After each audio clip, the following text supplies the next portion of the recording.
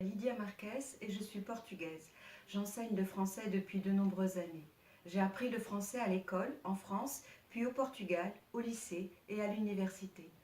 Mon mot français favori est le mot « ensemble », car il peut être employé dans plusieurs domaines du savoir, mais aussi dans le domaine artistique, la musique ou la mode.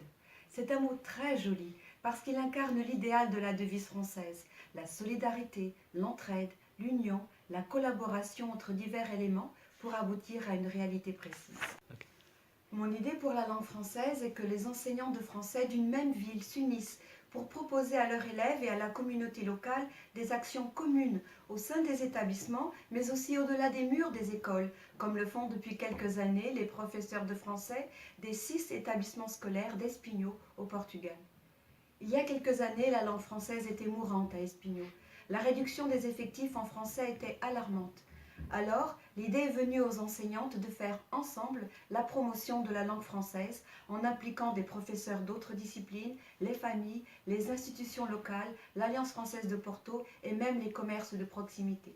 Alors imaginons que grâce à un travail collaboratif, les professeurs de français proposent aux élèves des concours comme les Olympiades du français ou un concours interscolaire de la chanson francophone, divulguent les activités du français sur un site ou une page Facebook.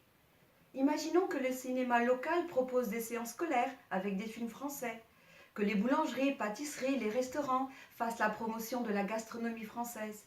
Imaginons que la bibliothèque municipale accueille des séances de poésie francophone, que les commerces de la ville deviennent des salles de spectacle pour des cafés-concerts où la langue française est à l'honneur. Imaginons que les enseignants de FLE traduisent en français les guides touristiques proposés par la mairie et le musée municipal, et qu'ils animent des formations pour les commerçants pour qu'ils puissent accueillir les touristes francophones. Imaginons enfin que les élèves de français de toutes les écoles montent un spectacle annuel pour montrer à tous leur plaisir d'apprendre cette langue qui nous unit. Cela est possible, nous le faisons tous les ans à Espinho au Portugal. Vous aussi, proposez votre idée pour la langue française.